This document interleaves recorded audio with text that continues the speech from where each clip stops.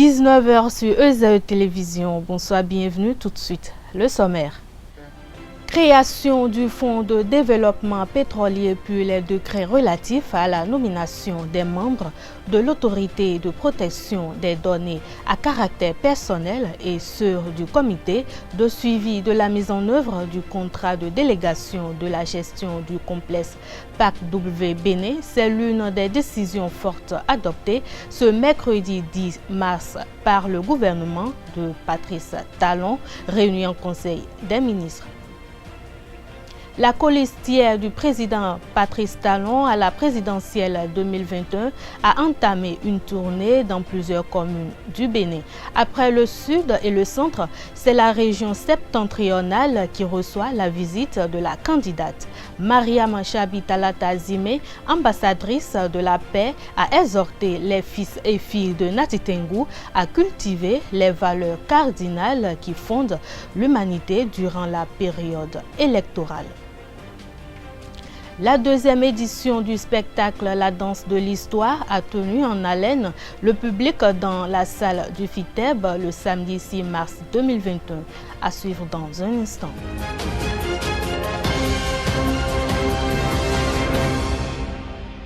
Bonsoir si vous nous recevez. Le Conseil des ministres s'est réuni ce mercredi 10 mars 2021 sous la présidence effective du président Patrice Talon. Au titre des mesures normatives, le Conseil a adopté le décret portant création du Fonds de développement pétrolier, puis les décrets relatifs à la nomination des membres de l'autorité de protection des données à caractère personnel et de ceux du comité de suivi de la mise en œuvre du contrat de délégation de gestion du complexe PAC-W Bénin.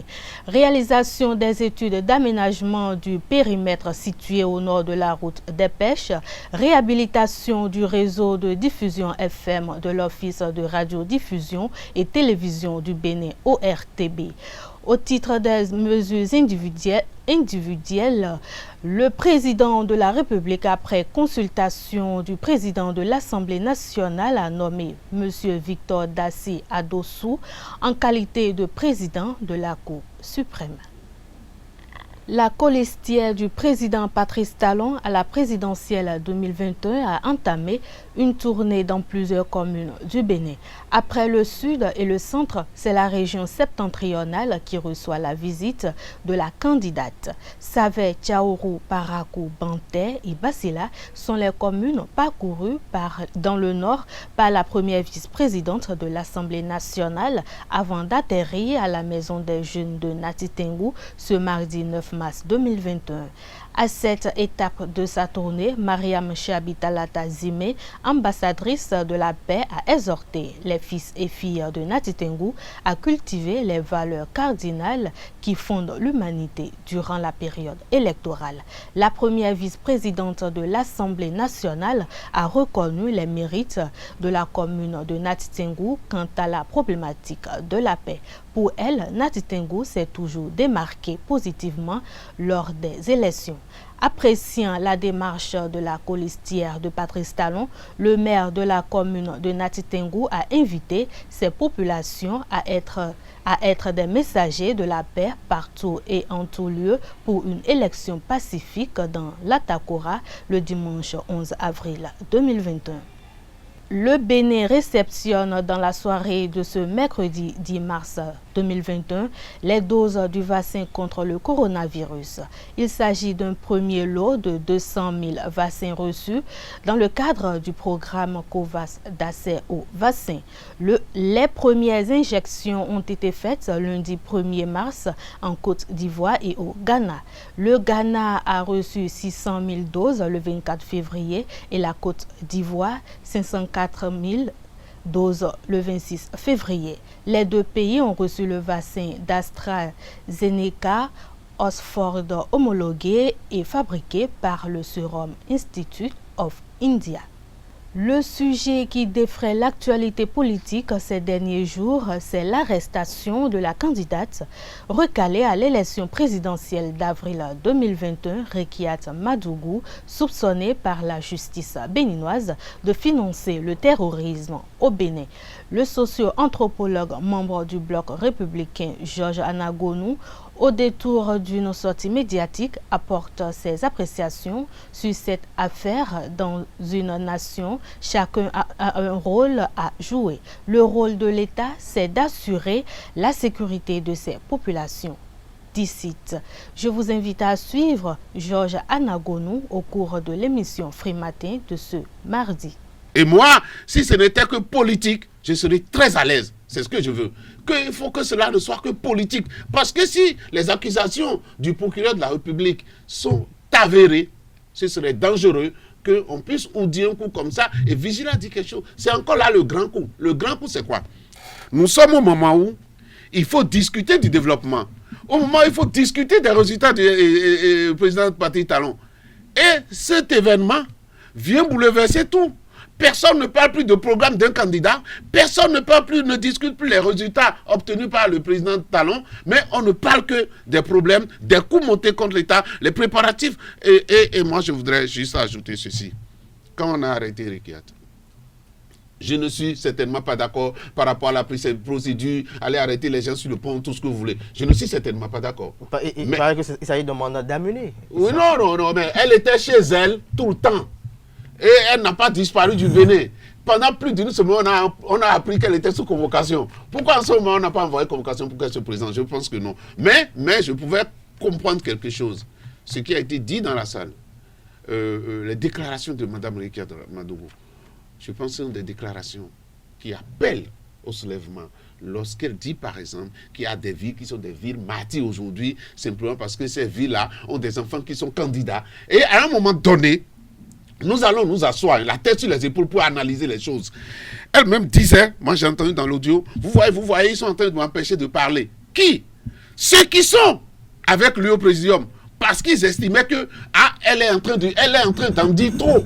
Et que dans une république, il faut faire attention. Suivez Joël Aïvor, et il ne dira pas certaines choses comme Rekiat les a dit. Et lorsque vous êtes un chef d'État, si vous voyez venir le feu comme ça et que la fumée, il faut courir pour aller éteindre la fumée. Merci. Moi, j'aurais voulu. Je souhaite vivement qu'on puisse rapidement. J'ai appris que sa maman l'a pu visiter hier. Je ne voudrais pas.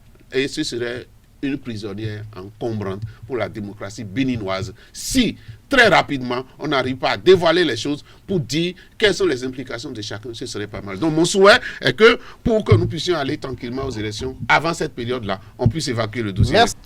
Le bureau exécutif du réseau des journalistes de sport au Bénin a rendu compte de sa gestion au titre de l'année 2020 à l'Assemblée générale le samedi 6 mars à Porto Novo. À ces assises, les délégués ont étudié les modalités de la relance des activités plombées par la pandémie de Covid-19, mais aussi la dynamisation des coordinations régionales. Hugues Aristote Sabo, le secrétaire général du RJSB, a fait le point à la fin des travaux. Suivez-le. Nous sommes au terme de cette assemblée générale qui s'est penchée notamment sur la relance effective des activités du réseau. L'Assemblée générale s'est penchée surtout sur son plan d'activité de l'année 2021. Certaines activités ont été validées par l'Assemblée générale. Et ensuite, nous avons parlé des restructurations au niveau des différentes instances décentralisées, c'est-à-dire au niveau des coordinations régionales qui, depuis un moment, sont vraiment pas dynamiques.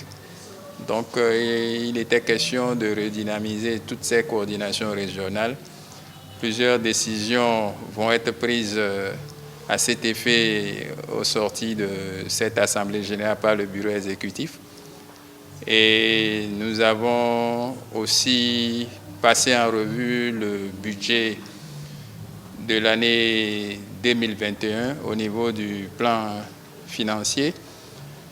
Donc, l'Assemblée générale a donné quitus au bureau exécutif de pouvoir revoir comment est-ce que vraiment nous pourrions trouver les ressources nécessaires pour organiser un tant soit peu toutes les activités qui sont prévues dans notre plan d'activité avant la fin de l'exercice 2021. Aujourd'hui, ce mal a été pour beaucoup dans l'inactivité qu'a eu le réseau au cours de l'exercice 2020. Et je crois que ça continue. Il faudrait que nous puissions respecter les gestes barrières.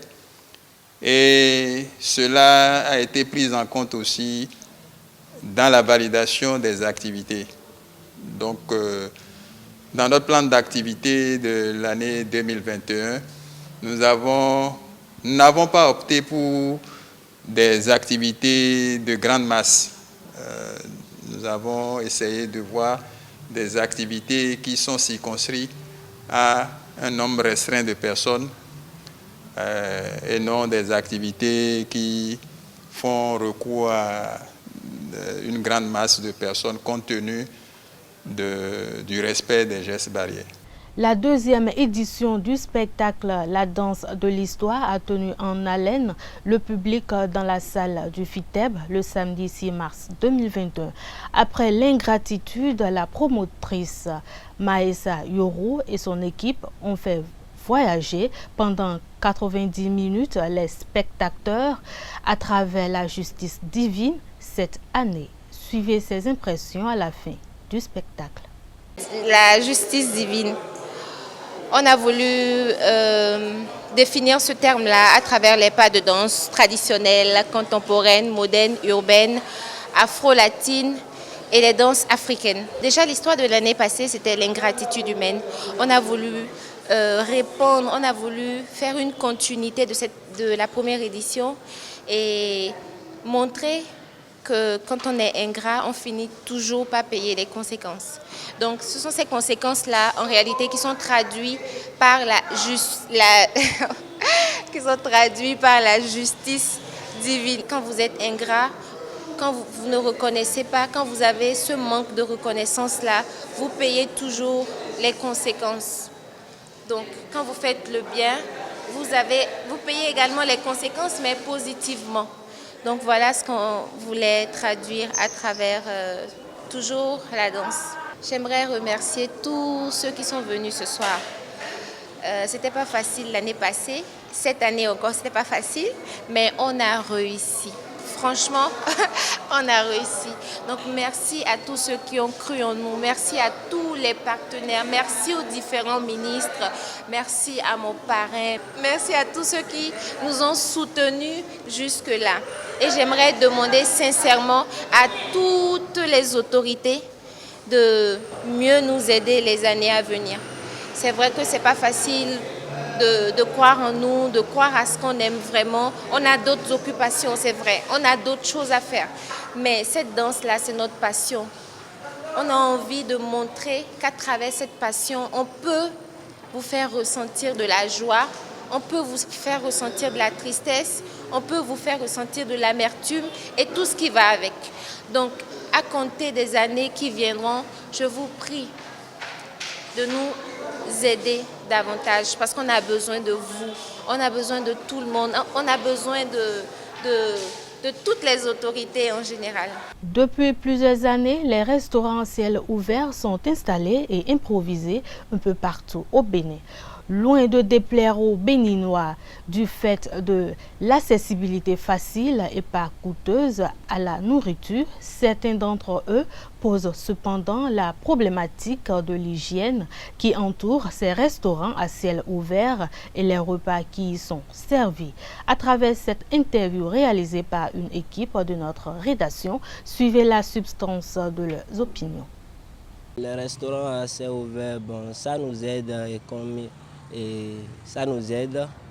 Et nous, les gens qui n'ont pas les moyens pour aller dans les grands restaurants. Les mamans qui ne peuvent pas, bon, comme les mamans n'ont pas de moyens pour ouvrir des grands restaurants, ça les aide aussi économiquement pour trouver de l'argent pour nourrir leurs petites familles, quoi. Les restaurants à ciel ouvert, ça nous aide surtout nos mamans qui n'ont pas les moyens d'aller dans les grands restaurants pour manger.